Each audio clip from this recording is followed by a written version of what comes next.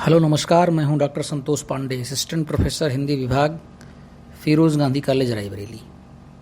हमारे तमाम विद्यार्थियों को इस बात की लगातार चिंता रही है कि उनका जो को करिकुलर एक्टिविटीज़ का पेपर है उसके अंतर्गत मैंने एक पिछली वीडियो बनाई थी और आपको बताया था कि उसमें प्रायः लोगों ने योगा को एडॉप्ट किया है। केवल बीकॉम के बच्चों ने, फिरोज़ गांधी कॉलेज की बात कर रहा हूँ मैं, फिरोज़ गांधी कॉलेज के बच्चों ने, बीकॉम के बच्चों ने, बीकॉम फर्स्ट सेमेस्टर के छात्र छात्राओं ने, विद्यार्थियों ने कम्युनिकेशन स्किल को अडॉप्ट किया था। बीएससी के प्रायः बच्चों ने, 235 के आसपास बच्चों ने योगा को अडॉप्ट किया था और 100 से ज़्यादा बच्चों ने communication skill, kho kho, badminton, cricket, इसको अडॉप्ट किया था। और यहाँ पर 739 बच्चों ने, बीए फर्स्ट सेमेस्टर में 739 बच्चों ने इस योगा को अपने को करिकुलर एक्टिविटीज़ के अंतर्गत सब्जेक्ट के रूप में चुना था। हालांकि फॉर्म भरते समय कुछ अलग अलग विषय चुन लिए गए थे, लेकिन बाद में फिर उसे सुधारा गया और प्रायः सभी का योगा हुआ। मैंने आपको ये बताया था कि एडमिट कार्ड में जो लिख करके आया है वही आपको एग्ज़ाम देना है योगा के अंतर्गत। ठीक, तो आज 2 से 5 में, आज 11 अप्रैल को 2 से 5 में योगा का पेपर हुआ है। हम जरा इस पर देखेंगे कि ये पेपर किस प्रकार से आया है। तो चलिए देखते हैं। देखिए, योगा का जो पेपर था, इसके नाम इसका क्या था, देखिए ऊपर लिखा हुआ है इसके को करिकुलर, उसके नीचे लिखा हुआ है फिजिकल एजुकेशन। यानी योगा का जो पेपर है वो फिजिकल एजुकेशन उसकी हेडिंग है। टाइम 3 आवर्स है, मैक्सिमम मार्क्स हैं 75। फिर लिखा है किन्हीं 5 प्रश्नों के उत्तर आपको देने हैं। प्रत्येक प्रश्न के अंक समान हैं, यानी मेथड वही है कि 3 घंटे का पेपर देना है आपको। 75 नंबर का पेपर आएगा, जैसे सारे पेपर आ रहे हैं 75 नंबर के 3 घंटे के। और लगभग सभी प्रश्न पत्रों में 10 क्वेश्चन पूछे जा रहे हैं, जिनमें से आपको 5 का जवाब देना है। तो वही विधि योगा, यानी जो फिजिकल एजुकेशन के नाम से पेपर आया है, जिसे हम योगा का पेपर कह रहे हैं, उसमें भी वही विधि अपनाई गई है। अब हम आते हैं इनके सवालों पर। जरा हम देखते हैं कि जो ये 10 सवाल पूछे गए हैं ये कौन कौन से सवाल हैं। ठीक, तो हम सबसे पहले चलते हैं प्रश्न नंबर 10 पर। प्रश्न नंबर 10 में जो सवाल पूछा गया है वो पूछा गया है, निम्नलिखित खेलों में से किसी एक खेल की ऐतिहासिक पृष्ठभूमि का उल्लेख कीजिए। 15 अंक का सवाल है, क्वेश्चन नंबर 10। निम्नलिखित खेलों में से किसी एक खेल की ऐतिहासिक पृष्ठभूमि का उल्लेख कीजिए।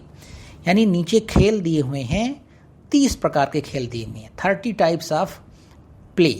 ठीक, अब आपको इनकी ऐतिहासिक पृष्ठभूमि का उल्लेख करना है। ऐतिहासिक पृष्ठभूमि से तात्पर्य है कि इनका उद्भव विकास कैसे हुआ, कब शुरू हुआ और आज की डेट में ये कहाँ तक आगे आ चुका है। ठीक, इनमें क्या क्या है मैं बता दूं आपको। इनमें आर्चरी है, बैडमिंटन है, chess, cycling, gymnastics, lawn tennis, shooting, swimming, table tennis, track and field, ठीक, वेट लिफ्टिंग, योगा। 12वें नंबर पर इसमें योगा है। Baseball, basketball, cricket, football, kabaddi, kho kho, handball, hockey, netball, rugby, softball, volleyball, boxing, fencing, karate, judo, taekwondo and wrestling. ये 30 प्रकार के खेल दिए हुए हैं जिनको आपकी ऐतिहासिक पृष्ठभूमि का उल्लेख करना है। और हमें लगता है इसमें क्रिकेट कहीं नहीं है। जी हाँ, क्रिकेट इसमें कहीं नहीं है, क्योंकि आर्चरी, बैडमिंटन, चेस दिख नहीं रहा है इसमें। नहीं है, क्रिकेट है। 15 नंबर पर क्रिकेट है, 12 नंबर पर योगा है। ठीक, तो योगा को एक खेल के रूप में यहाँ दर्शाया गया है और उसकी ऐतिहासिक पृष्ठभूमि बताने की बात की गई है। यानी योगा का उद्भव कैसे हुआ, विकास कैसे हुआ, उद्देश्य क्या, अर्थ क्या, परिभाषा क्या, महत्व क्या, इन सब चीज़ों के बारे में आपको, इन सब खेलों के बारे में बताना है। ठीक, अब हम चलते हैं अपने क्वेश्चन नंबर 9 पर। क्वेश्चन नंबर 9 में दिया हुआ है, क्वेश्चन नंबर जो 9 दिया हुआ है वो पूछ रहा है कि what is the extra moral competition, explain the benefits of the extra moral competition. Extra mural प्रतियोगिता क्या है, एक्स्ट्रा म्यूरल प्रतियोगिता के लाभों का वर्णन कीजिए। तो एक्स्ट्रा म्यूरल क्या है समझ लेते हैं।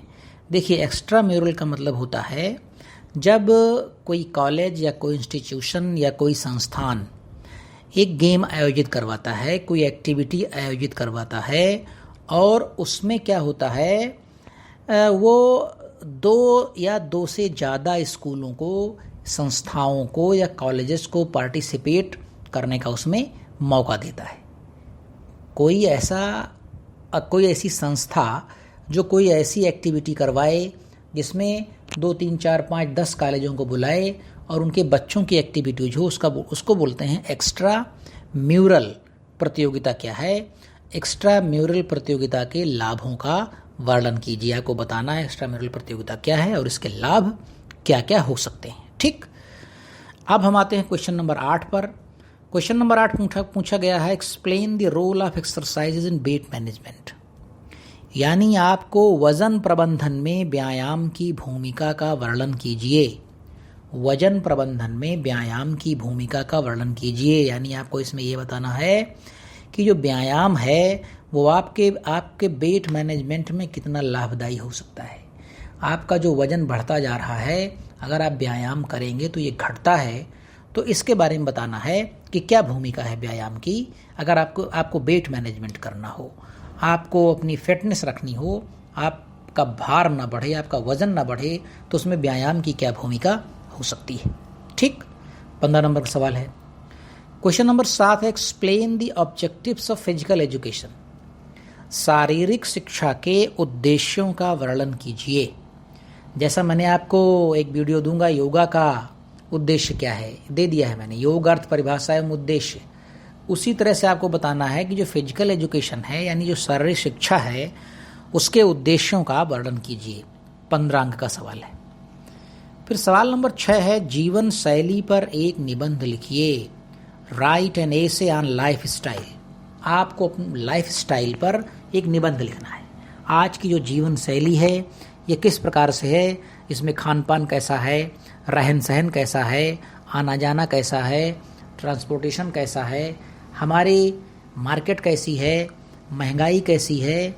मतलब आपकी जो जीवन शैली है इस पर किन किन चीज़ों का प्रभाव सकारात्मक पड़ रहा है, किन किन चीज़ों का प्रभाव नकारात्मक पड़ रहा है, और आपकी जीवन शैली में व्यायाम कहीं है, फिजिकल एजुकेशन कहीं है, टहलना खेलना कूदना कहीं है।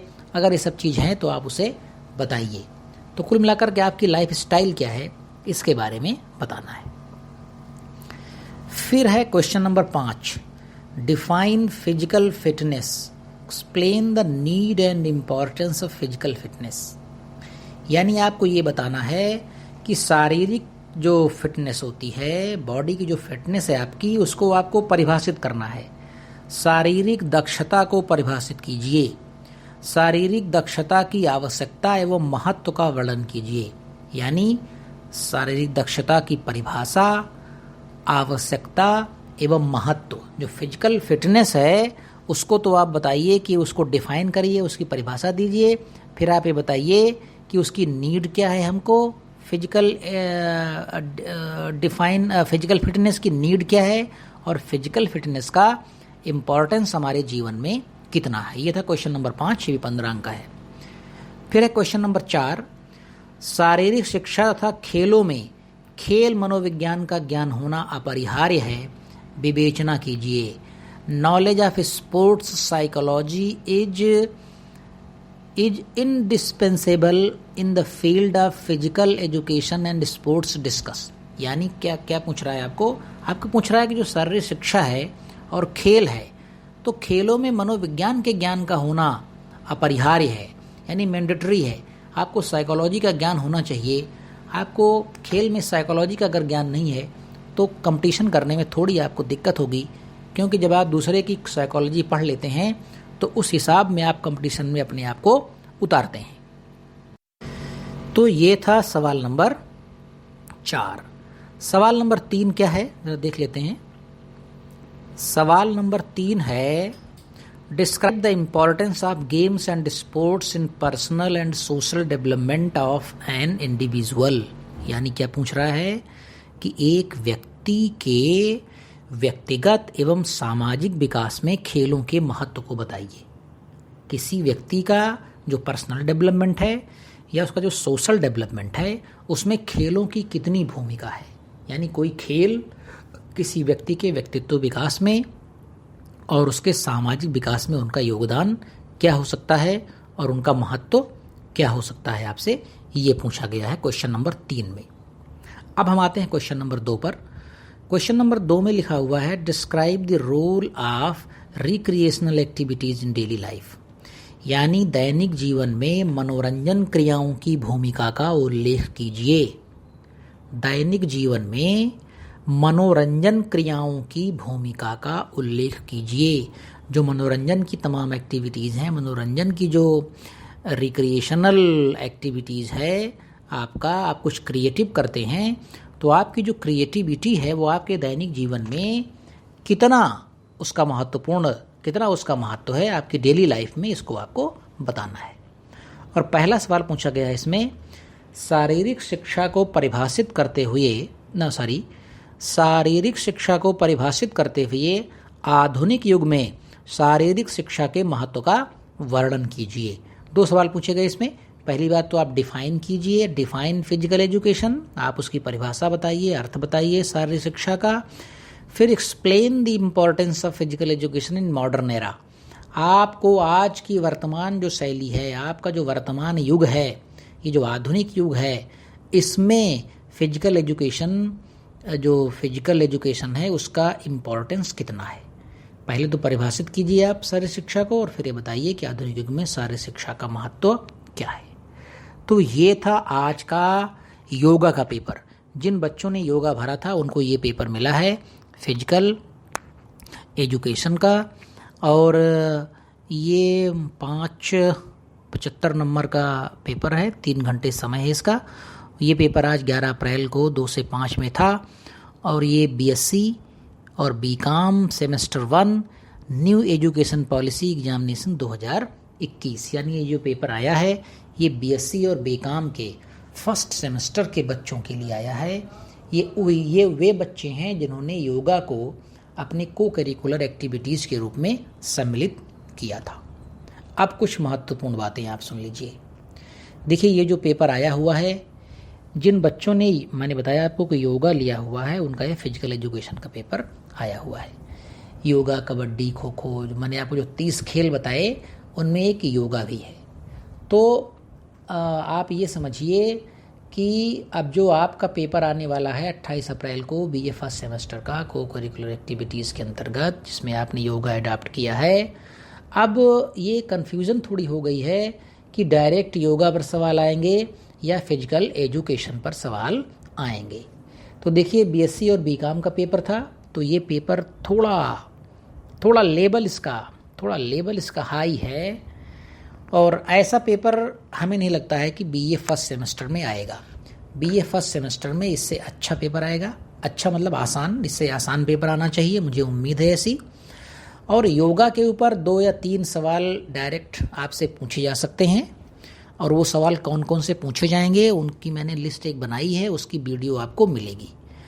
बाकी जो सवाल पूछे जाएंगे उन पर मैं काम कर रहा हूँ इस पेपर को देखने के बाद, और मैं जो भी वीडियो बनाऊंगा वो सलाह मशविरा करके अपने कई मित्रों से जो इस विषय को पढ़ा रहे हैं, जो इसके एक्सपर्ट हैं, कि ये सवाल और पेपर किस प्रकार से हमारे बच्चों के लिए आ सकता है, ताकि आपको कहीं कोई प्रॉब्लम ना आए।